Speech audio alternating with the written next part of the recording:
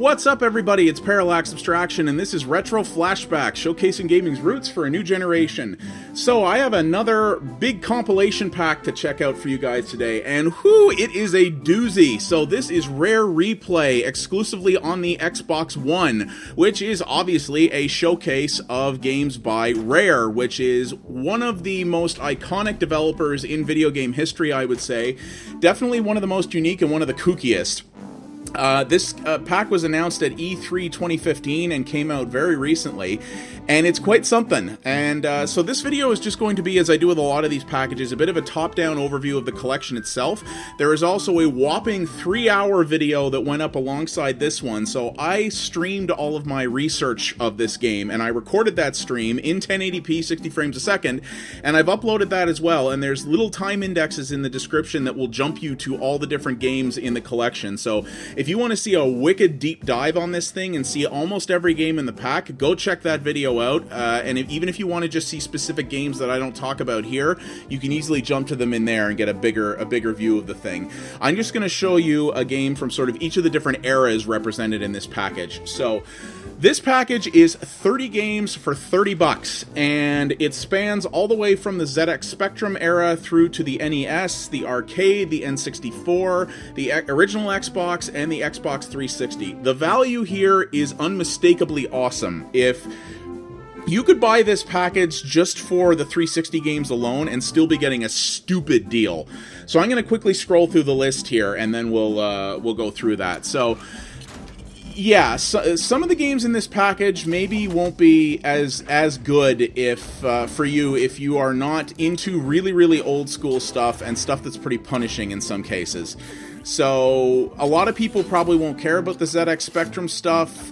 Some of the weirder NES stuff, some of that type of thing. But like I said, you could buy this pack for only like a quarter of what's in it, and you'd still be getting an incredible deal, to be honest with you. The cool thing is too is that there's like 9 360 compatible games in here, including Perfect Dark, which is actually the 360 remastered version, and things like that. And what's cool about this is that all of the games that are 360 titles actually install independently of this wrapper. So you can actually just run them on your own if you want. You don't need to run this first, though you can if you want to, and you can switch back and forth. So announced at E3 this year along with this was Xbox 360 backwards compatibility for the Xbox One. As of this recording, that feature is not out yet. It is available for preview program members, but the full release of it is not coming till later this year. But if you buy Rare Replay, it's actually using that backwards compatibility technology for the 360 games, and I'm happy to say it actually works really well. I've been pretty impressed with it so far. So yeah. But you saw we got quite an impressive list there, so I'm going to go through, like I said, a game from each of these eras, talk about the package a little bit, and like I said, if you want to see all the games, you can go click through my stream research video, and you'll get a better idea of everything there. So, as I like to do, let's talk about the wrapper and what features it brings to the table. This, in terms of raw features compared to some other emulation packs like Capcom Arcade Cabinet and things like that, is maybe a little sparse, but the stuff that's missing is the stuff that most people never used in those other packages anyway and wouldn't care about, and the polish and attention to detail that has gone into this compilation is frankly astonishing, and frankly something you wouldn't expect less of from Rare, because Rare, if there's one thing they know how to do, it's attention to detail. So yeah, so here we go here. So this is Jetpack, for example, which is a ZX Spectrum game. So what do you have in terms of options? Well, you can look at your controls, which you cannot rebind, but not really a big deal in most cases. Now, in terms of visual options, you're somewhat limited. You can turn the border on and off, because most of these games are 4x3, so you can turn the border off, though the borders are pretty cool if you like. You can add a filter, a CRT filter, which you can toggle as you play the game. I'll show you this. This filter looks terrible. I don't think it's very good. You can also turn on cheats for the games when you're playing them in standard mode, and every standard game also has a rewind function, which is bound to the left trigger. So you're not doing very well in the game, you can just go whoop and bring it back, and I'll show you guys that too. In addition to that, all of the older games, so ZX Spectrum games, basically up until the N64 era, have what's called Snapshots, and these are really neat. These are little challenges where they're basically little mini ROM hacks. If you've seen my videos on NES Remix, you kind of know what you're talking about here. So So you see here, we've got snapshots here. Everyone has 5 snapshots, so I've completed all the ones for Jetpack. Also, by the way, this game boasts 10,000 gamer score if you're an achievement nut, which is a little bit misleading only because some of those achievements are tied into the 360 games, and if you've already earned those achievements on the 360, you don't get them again. But this game, the base game here, has a lot of achievements, and it hands them out like candy, I'll tell you what. So as you can see there, they're just little side objectives you have to complete. In addition to that, there are also playlists that I will get into later, which are themed challenges spread across a whole bunch of different games. And they're really, really interesting. The problem with them is the balance is off. Some of them are really, really easy. Some of them are brutal, and it's in no particular order or method for that, which can be a little bit frustrating. As you complete both these challenges and what are called milestones, which are other little objectives in the games, you not only get achievements, you get stamps here. And as you level up your ranking within Rare Replay, you unlock extras, which I'm also going to show you later. Things like videos and concept stuff, and even some looks at prototypes and unreleased Rare games.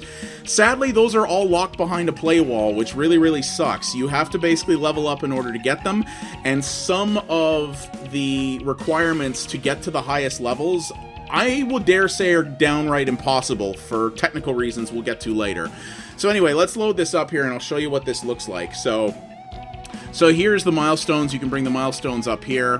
So these are the ones, and these are separate from those snapshot challenges. So those are their own things, and then there's this. And you can see, in this case, it's mostly overtime type stuff, right? So you can run this. Has full save state support. It will auto-save your game regularly, as well as allow you to make your own manual saves. Love that. Any good emulation collection these days is going to have save states. This does. Very pleased with that. So here it is. So even the old school stuff is up-resed pretty well. And it runs at, anything that ran at 60 frames a second does now as well. Like I said, the ZX Spectrum stuff in particular, this is going to be pretty rough for people who either didn't grow up with this or are not really into historical vintage stuff. You know, the graphics are very low end, the sound is very low end, there is no music. There is music in some of these games, but there isn't much of it, and a lot of it's very, very basic because, frankly, the ZX Spectrum was pretty basic. It was a very, very early European home computer. But nonetheless, the games are here and they work well. And oh yeah, rewind support. I don't know if this rewind has a limit on it. If it does, it's extremely generous because I've rewound for like a couple of minutes, I believe, and it's just kept going, which is really nice. Obviously, that takes a lot of the sting out of some of these very early hardcore games, but if you're someone who doesn't want that level of challenge, or you're just practicing to get better at it, it's a great opportunity to do that. And of course, you didn't have the multi-minute cassette-based load times that some of these older titles did back on their original platforms. Everything is pop instant, which is nice. It would have been kind of cool, just for the sake of history, to see to be able to load it up with the actual load screens and that screechy background noise and stuff. But I mean, only the hardest of the hardcore retro nuts are going to care about that, and the time it would have taken them to put that in was probably not worth it, and I can appreciate that. If you're someone who cares that much about that stuff, you probably know how to use an emulator, like a normal emulator, and just replicate the experience yourself, right? So yeah, you get the idea here. So the ZX Spectrum, now you are probably seeing the frame rate drop there. That's not the game. The ZX Spectrum, its frame rate would drop when a lot was happening at once. So that is accurate representation, shall we say. So gives you an idea of that one. So you can pause the game. If you hold down the, I don't know what you call it, the bunch of lines button. It's the equivalent of the start button on the Xbox One. You can go into the options if you want and adjust stuff. You can save your game. You can load a previous save if you want. The saves and loads are basically instantaneous. And oh yeah, that filter I told you about? So, you know how some emulators and retro packs allow you to add in scan lines for that CRT feel? This is their idea of that. Yeah, it looks like the scan lines are from an old 50s TV that you bought at a flea market and that you have to bang on the side a bunch to get working. it's bad, and this is the only way to do it. There's no adjustability for this. There's no different kinds of borders or scan lines. It's just looks like ass, doesn't look like ass.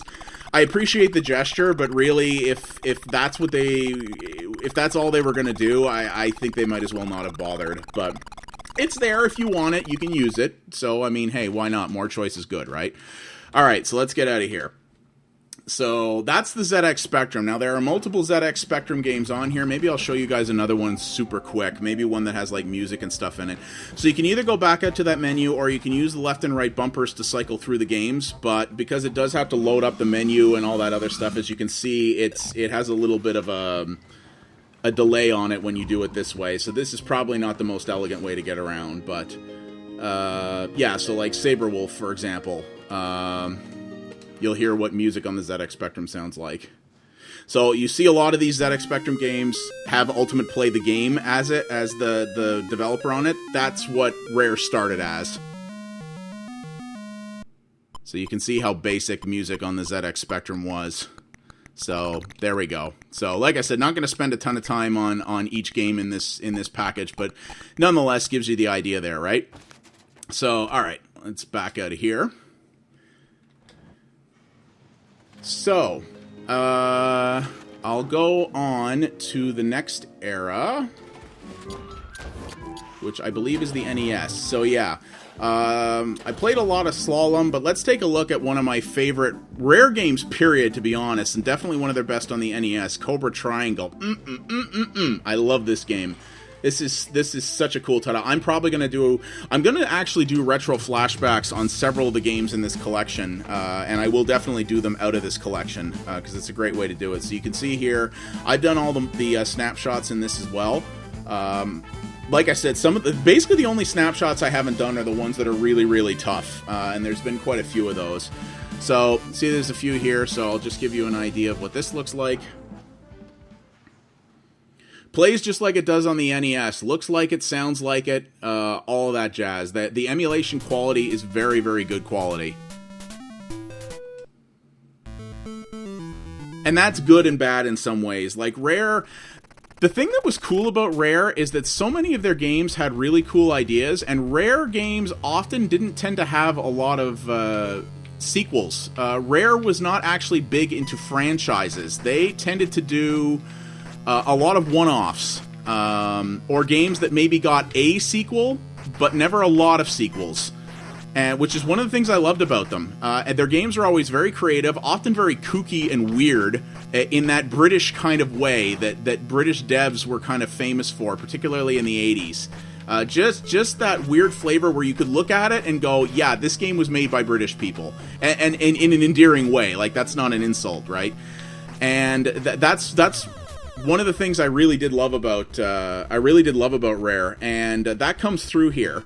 One of the advantages that Rare had as well that allowed them to make a collection like this is the vast majority of the games they made were made for themselves. Like, they were they owned most of their own intellectual property, so that's why they had the creative freedom that they did, and because they were often very, very successful, they really had the freedom to do the kind of weird and wonderful stuff that they wanted, which is one of the great things about them. They're a developer that both the type of stuff they made and the ways in which they were able to make it were in many ways very antithetical to a lot of what people think of when they think of the business of video games, even back in the 80s, and that was one of their greatest strengths. Not every game they made was a hit. Some of their games were just downright not very good, but they were always different. And the ones that were good like this were real good. And this package does show that off well, even if some of their most famous stuff is sadly had to be omitted for various reasons. Rare has kind of become kind of a tragic tale in a way, because they made a lot of really, really great stuff. For a lot of years, they actually were, a good chunk of Rare was owned by Nintendo. They were never owned wholly by Nintendo, but they worked with them a lot, and Nintendo used to own a piece of the company. In 2002, for many millions of dollars, well over $100 million, I think, Rare sold to Microsoft. And unfortunately, Microsoft didn't know what to do with them. They produced a few really, really good games that Microsoft didn't market very well, and which ultimately didn't sell very well either. And in the last few, well, then the Stamper brothers, Chris and Tim Stamper, which are the guys who actually founded the company and ran it for many, many years, and were the sort of creative force behind a lot of their games, left. They now run, I believe, a visual effects studio in the UK. And unfortunately, Rare was never able to get their glory back after that, and they largely got relegated to doing stuff like Xbox Live Avatar stuff and really lousy Kinect games that nobody bought either. Thankfully, they're finally getting a shot at doing something cool again with the game Sea of Thieves that was announced this year at E3 and that is in development. Well, I blew that one up. Maybe they're going to get a shot at getting their glory back, but it's kind of sad what's happened to them. But this package gives a really good representation of their early history, which I like an awful lot. So similar with this, this has the snapshots as well. This has basically the same options that the ZX Spectrum stuff does, because it's from that era. So that's their NES stuff, so you're going to get an idea from there. Solar Jetman did a dedicated video on this back around late 2014, basically around Christmas. Good game, that one. Battletoads is in here. Oh yes, one of the hardest NES games. Some people say one of the most unfair video games ever made. It's in here. The rewind function will definitely make this a lot easier. But let's take a look at this version. So this is, Battletoads Arcade. They actually made a separate arcade game. Rare actually made several arcade games, some of which were done in partnership with Nintendo. This one, I think, was done on their own. And the funny thing is, as you'll see in one of the videos in here,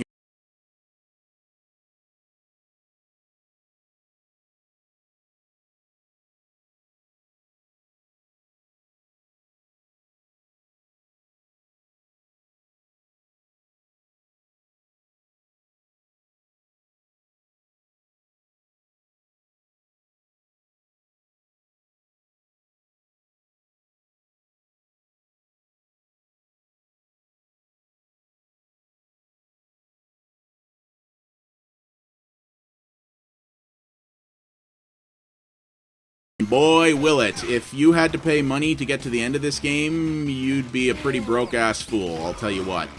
But in this context where you can continue and, again, rewind if you want, it's pretty cool.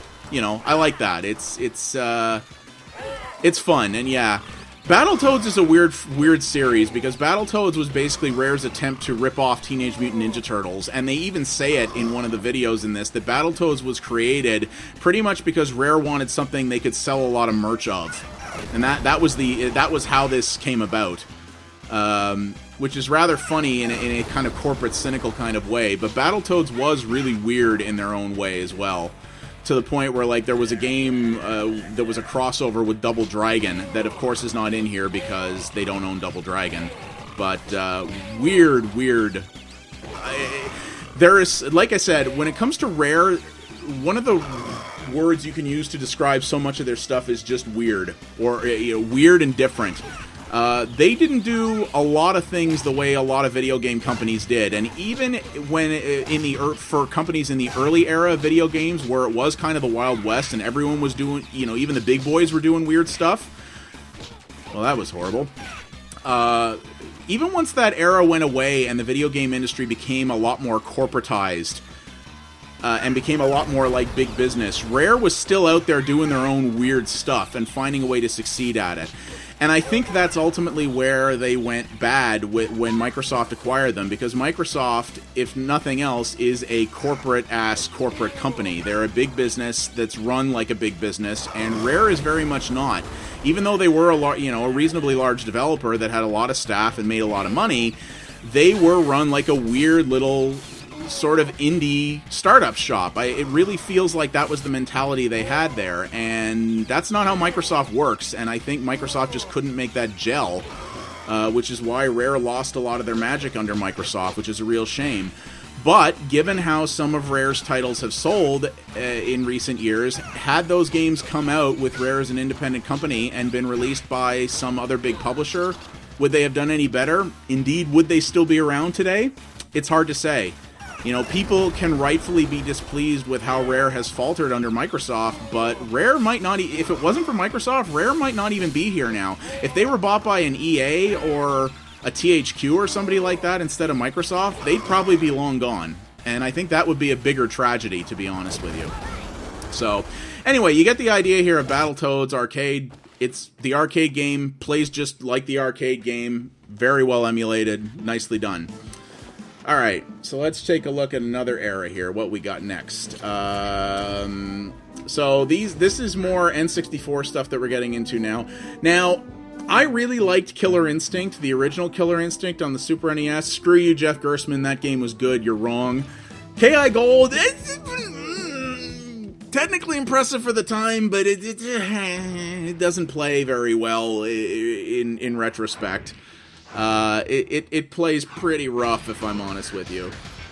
Now, I'm not sure if this is the arcade version, or I don't have a lot of experience with KI Gold, so I actually don't know if this is the arcade version or the N64 version.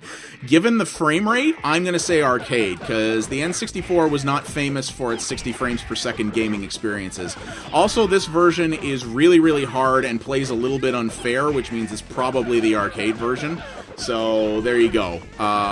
Like I said, I like the original Killer Instinct. I wasn't so big, I'm not so big on this version having played it, but it's cool that it's here. The original Killer Instinct, Rare did own it, but it was published by Nintendo, so maybe there was a reason they couldn't put that one in, or maybe they thought this was the definitive version, I don't know, but, you know, you get the idea there. Killer Instinct is still an interesting, you know, an interesting historical thing in the history of fighting games. You know, it's not remembered as well or as fondly as stuff like Street Fighter II or a lot of the SNK stuff, but it's still an interesting thing, and it was still very popular in its day, right? So but again, it plays very, very well. It's mean, it's unfair, but it, you know, nonetheless, it works well. Now, I do believe, however, I could be wrong about this. Let's see. Yeah. So maybe this is N64, because this is unfortunately where we start getting into the parts of the game where there are no snapshots. The snapshots only cover the stuff basically up to Battletoads Arcade. Everything beyond that does not have snapshots in it. I'm also not sure if this particular game has rewind. I think everything that doesn't have... yeah, it doesn't. Everything that doesn't have snapshots also doesn't have rewind, and I'm guessing that's just because of technical limitations. It was probably harder to make those emulators rewind or to keep everything in memory necessary to wind them back. So that is a bummer, though. It would be nice to have rewind and everything, but what are you going to do, right? So this is where we get into the N64. Now, this is an odd mix. So Blast Corps and Jet Force Gemini are the original N64 versions. BanjoKazooie and Perfect Dark, and maybe BanjoTooie, I'm not sure. Those are the Xbox 360 remastered versions, which is better, to be honest with you, because they have better graphics and better sound. So they are not actually N64 games, but this is aimed chronologically. Conker's Bad Fur Day is also the N64 version. Not the original Xbox Conker Live and Reloaded remastered version. So Blast Corps, I'd actually never played before I did this collection originally, and it's weird, but it's cool in a weird way too. You basically just have to blow up buildings to clear the way for a runaway bomb truck, which, sure, why not? So I played a little bit of this the other night, so I'll just give you an idea what this looks like here. It's hard to tell if the N64 stuff has been up-resed or not. It certainly feels like it to me. But again, my N64 experience, I have to admit, is somewhat limited. So your mileage may vary, but it runs well. I think it runs really well. I think it looks pretty good. As you can tell, I don't even know where the heck I'm going because how to Blast Corps. I'm not very experienced. Actually, wait, this is the first level. Yeah, I think I've already beaten this level, which is a little weird that it started me here again, but okay. So, yeah, I mean, the emulation through and through on this collection is quite good. I like it a lot. I think it plays... I I think they all play really well. I think they look nice. And I think it'll be, I think it's a good solid package for that. So this isn't very interesting. So let's back out of here and I'll show you another one real quick. So yeah, I'm not sure if BanjoKazooie is a 360 game or not. That one I didn't look into, but so you get the idea of that. Let's show you what one of the remasters looks like. So when you run one of the 360 games, it comes up here. Obviously, because you're booting into a different mode with this, there is no rewind or snapshots for this either. And all the milestones for the 360 titles are just based on getting achievements. This is where this becomes a little bit of BS, because the problem with this is that some of these games have multiplayer achievements. Some of them are crazy multiplayer achievements, like Perfect Dark Zero on the Xbox 360. Well over 2/3 of the achievements in that game are tied to... So this is what happens when you run it. Most of the achievements in that game are tied to multiplayer, and some of them are crazy. Like, one of them is get 1,000 headshots in multiplayer games. Well, Perfect Dark Zero not only came out in 2005, it wasn't very popular even back then. So needless to say, no one's playing multiplayer. And to get the highest milestone in that game, you have to get 750 out of 1,000 achievement points. How the hell are you supposed to do that when most of them are tied to multiplayer? That one part of it really feels like they just didn't think it through. And like, I'm kind of like, why didn't you guys just make the milestones lower, or tie the milestones specifically to single player achievements? If you want to even include the co-op achievements, that's fine, but why did they have to tie it to multiplayer? That makes no damn sense to me. And because all of the making of content is locked behind the badge levels, it essentially means it's going to be near impossible for anybody to hit the maximum level, because I don't think there's an achievement. I think there actually might even be an achievement for hitting the maximum level, and I don't think you can see all the behind-the-scenes content until you do that, which... that's just dumb. I'm sorry. Like, who thought of that? That's stupid. Rare has talked about that they are going to be supporting this collection for a while, and potentially even adding additional games through DLC, which would be fantastic. I hope that's what they do. But I really hope... oh, I didn't know you could do that. I really hope they patch this so that they take out, or they either remove or lower those achievement milestones, because... yeah, it's basically going to be impossible to get to the highest levels in this, because even now, like, I've tried, like, this collection's apparently selling quite well, and I've tried to find multiplayer games for this, and you just can't. Like, no one's playing it multiplayer. So, doesn't make any sense to me. I really, really hope they fix that, but that is a really stupid omission, if you ask me. So as you can see here, this is the N64 game Perfect Dark, but it is the remastered HD version of it, which was a pretty good remaster. Most of the remasters of their old games that they did on the Xbox 360 for Live Arcade were quite good, and this is no exception. This port was actually developed by 4J Studios, which is the company that ended up making Minecraft for the Xbox 360. So a little bit of trivia there for you. So yeah, it's cool. And you get all the benefits of this being a 360 game. Obviously, you know, the achievements are in here and they're tied to everything. I've never played this, so that's why I don't have any achievements in here. But if I had, they would be unlocked already, and you would get the rewards for them. Like, I got most of the achievements for Cameo, and that was nice, because when I went into Cameo, it just awarded me like 10 badges because I had so much gamer score in there, which was really neat. Other cool thing as well is, like I said, you can run these games on their own.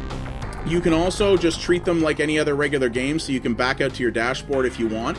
Or if you've run them from Rare Replay and you just want to go right back there, you just hold down the bunch of lines button just like you would in any of the other games, and it just does it for you, and it will take you back to the menu where you left off, which it won't do if you manually go back in. So, nice little touch there. I kind of like to know how they got that working, but it does have to fully reboot the game, as you can see here. It will do this, and you'll see like part of the Microsoft logo, and then it will kick you back in.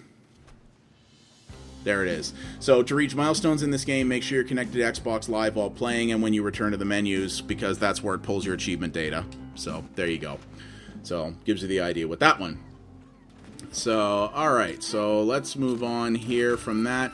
So this is Grabbed by the Ghoulies, which was an original Xbox game. I want to say this might be the only original Xbox game in this collection, actually. I never played this game either. It had mixed reviews at the time, but the people who like it remember it quite fondly. It's kind of like a beat-em-up, and it was goofy British humor. You know, Ghoulies is another term for testicles in the UK, so Grabbed by the Ghoulies, you know, you get the joke, right? Yeah. This looks really good to me as well. I don't know if this has been upscaled at all, but it looks really good to me. So, I know the art style for this holds up pretty well, but I'd be very surprised I'd be very, very surprised that this is running in standard definition. So as you can see, off it goes. This is the game I very, very briefly started the other night. Yeah. And I'll just give you a quick idea here. I also know the original Xbox didn't load this fast either, so I'm pretty sure the load times have been sped up a little bit. So as you can see, this still looks pretty good. Like, it's still like the art style in this game holds up, and I'm quite certain this has been upscaled. This is weird QTE stuff. I didn't experience this the last time I played, which is a little strange. I have no control here, by the way. I'm not moving him. Okay, that bat just ran into the wall. That was weird. I'll probably play through this game at some point. I heard it was cool back in the day, so... I don't even know what rewards, if any, you get for this game, because there's no achievements in this. Maybe it has its own milestones. We'll check when we get back to the menu. I actually didn't bother to notice. Can I, like, get back to gameplay at some point? I mean, this is actually kind of good, because it's showing you how good the upscaling is, so I suppose that's fine. The game doesn't play like a rail shooter like this. It plays more like a beat-em-up, as I understand it, so... There's a book there with Rareware written on it, so I guess this is an intro. This poor kid's gonna have a heart attack. A bonus book. Yeah, okay, sure. So anyway, you get the idea of that one there. Let's, oh no, there is milestones in this one, okay. Oh wow, quite a few actually. Encounter every type of ghoulie in the game. Overtime, survive 20 super scary shocks. Overtime, sample every soup swill super soup. So, you know, standard achievement type stuff. And you get achievements for completing these too, which is kind of cool. So, I'm glad they put those ones in there. All the 360 games are just tied to their own internal achievements, which I suppose makes sense. So... Alright, so now we get into the actual 360 stuff. So I'll show you one of the older 360 games here, and then one of the newer ones. So let's just start right back at the beginning. So this is Cameo, which was an Xbox 360 launch game. It kind of gets... A lot of people don't seem to like it in retrospect. Like, a lot of people are like, you know, it was okay, but it kind of sucked. It was alright for a launch game. I like this game. I thought it was fun. I may play through it again someday, actually. I played this shortly after I got my 360, which was about a year after it came out, I guess, originally. And yeah, I had fun with this. I thought this was a cool game. I would have really liked it to have gotten a sequel, but what are you going to do? Like I said, a lot of rare games didn't get sequels. It's kind of amazing that Viva Pinata got one, because Viva Pinata didn't sell very well. And the sequel did even worse. But that's the thing with a lot of rare games. The rare games that weren't successful are still beloved by the people who did play them. And that's the weird thing, is Rare, especially in recent years, hasn't had a lot of commercial success, but most of their stuff is very beloved in spite of that, which is really weird when you think about it. So you'll sort of see here. Sorry, I can't skip these logos, so I'll just skip that one. So as you can see, this was a launch 360 game, so stuff like UI and even some of the graphic style is a little... It's rougher than newer 360 stuff, shall we say. I mean, it's a launch game, and it certainly looks as such, you know?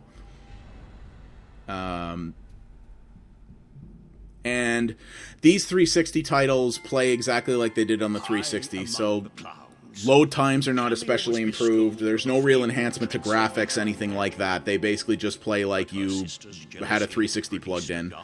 So, I don't know if I can actually skip this. Looks like I can't actually skip this intro, which kind of sucks.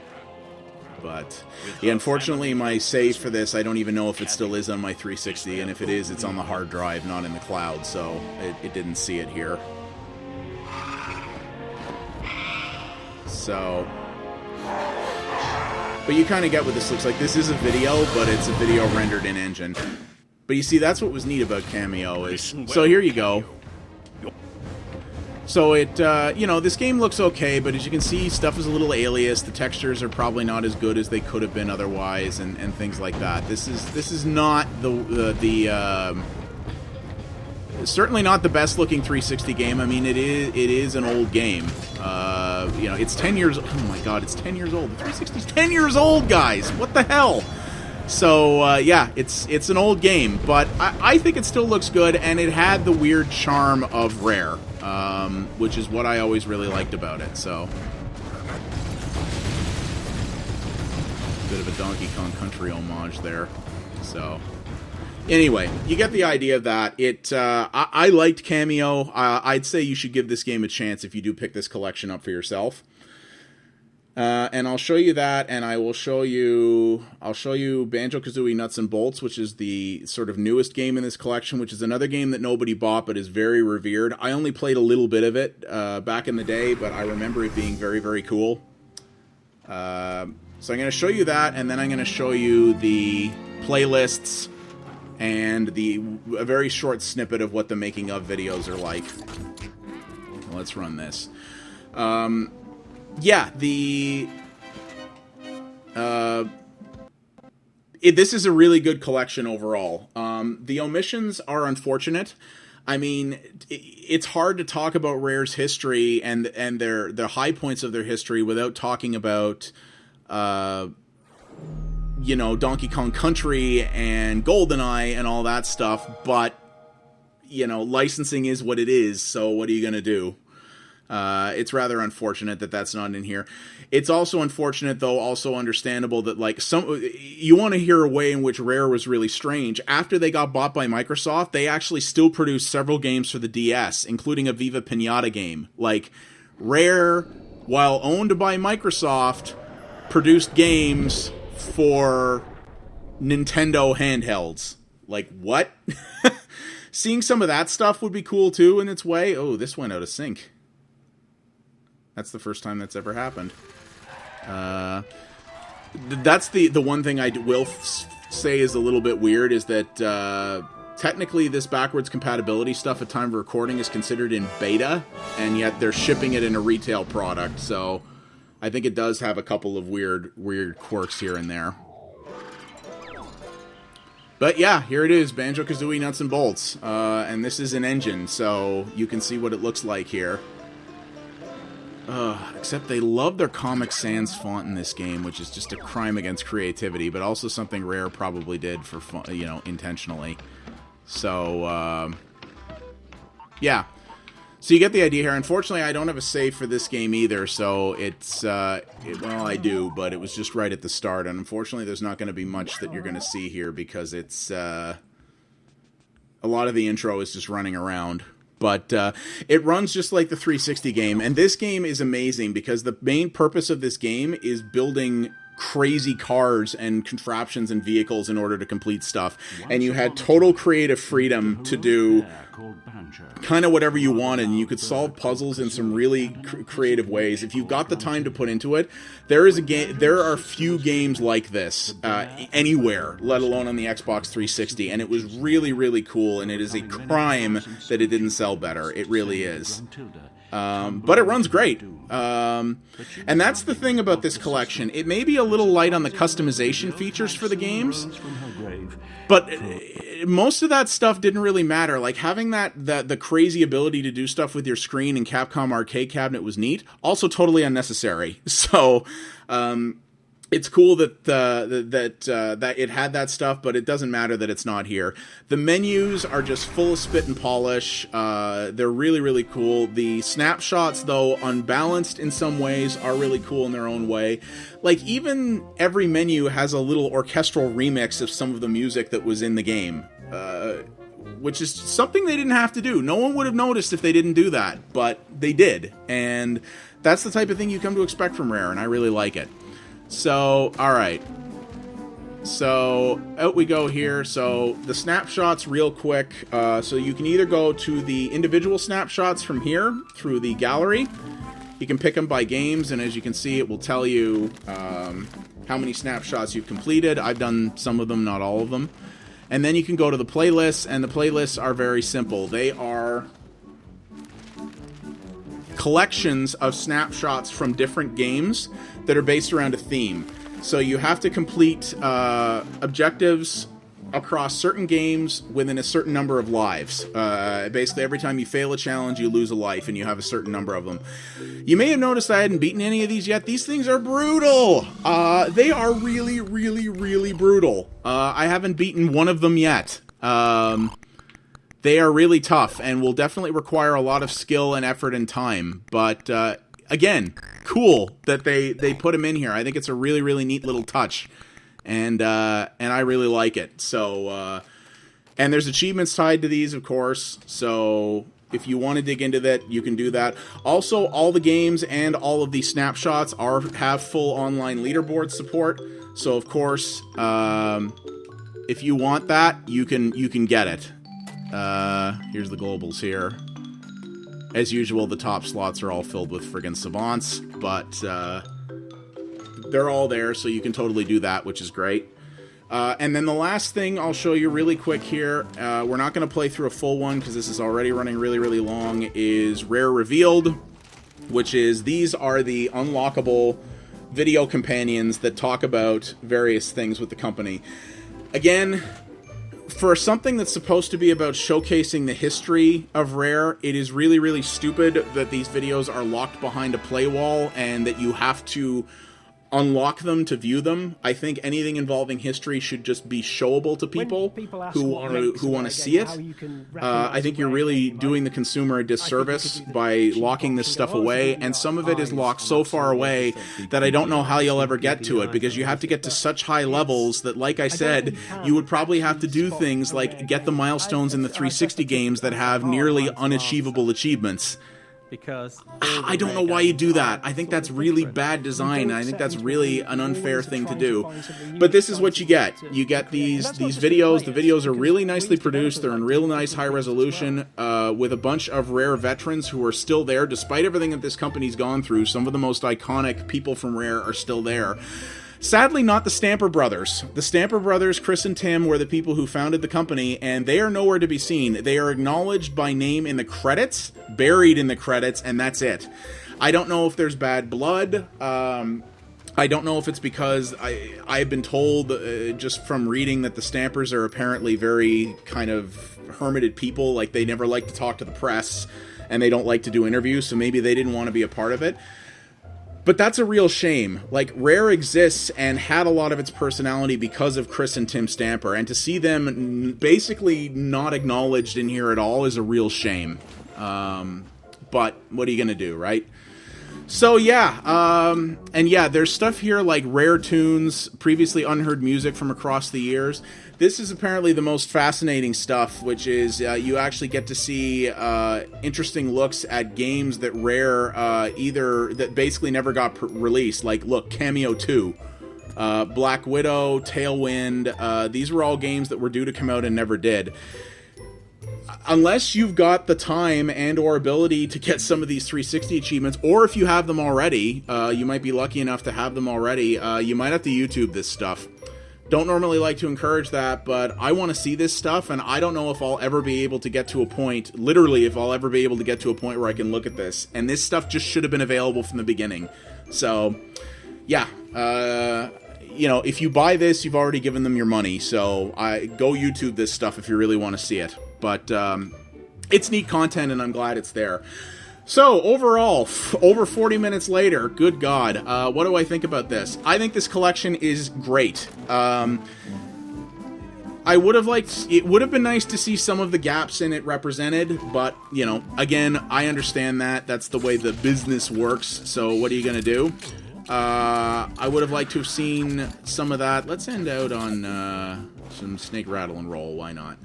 I would have liked to have seen more of that stuff. I would, you know, some more visual customization options and stuff. Maybe the ability to stretch to widescreen if you want. Things like that would have been cool, but not a huge deal either. More historical stuff would have been great, just because I love that stuff. I think, you know, even more deep dives, I think, would be really cool into the company history and some of the more technical aspects of the game, because Rare had some wizard programmers. They really, really did. And seeing some of that would have been really neat as well. I would have loved to have seen them somehow manage to, like, partner with Nintendo to get stuff like either the original Killer Instinct or even the Donkey Kong Countries on here or something. I think that would have been really cool, but, I mean, we all know that was never going to happen. But 30 games spanning 30 years for $30, honestly, you can't, there's no better deal in terms of retro collections right now, for the most part. The only one I would say might have been as good a deal is stuff like Sonic's Ultimate Genesis Collection, and that does not have all the historical love and attention put into it that this did. If you own an Xbox One and you have even a passing interest in retro games, or in particular, if you want to really play some of the criminally underappreciated gems from Rare's past on the 360, get this collection. The value is unmistakable. It is incredible the amount of stuff you get in here. And it's something any retro enthusiast with an Xbox One should have, any Rare fan should have, and honestly, if you're just a fan of good and different video games that just aren't more of the same, you really owe it to yourself to check this out. The kind of love and attention that went into this package is iconically Rare, and I hope it does well, and I hope it gives Rare the success of this gives Rare the freedom within Microsoft to do more cool and different stuff, because they are one of the most unique and creative developers in the industry, and they've been given a bad rap in many ways, and they deserve a better kick at it, and I hope they do that, and I hope Sea of Thieves is good too. So yeah, that is Rare Replay, exclusively on the Xbox One, developed by Rare Limited and published by Microsoft in 2015. 30 amazing games, $30, get it. Trust me. My name's Parallax Abstraction. Thank you guys very much for watching. If you liked what you saw here, please consider liking the video and subscribing to the channel. It does help me out a great deal. And just a reminder, if you want to see an even bigger deep dive on this series, check out my 3+ hour archived research stream, which is up at the same time as this video. And you'll get all the info on Rare Replay you could ever want. Thank you guys very much for watching, and I'll see you next time.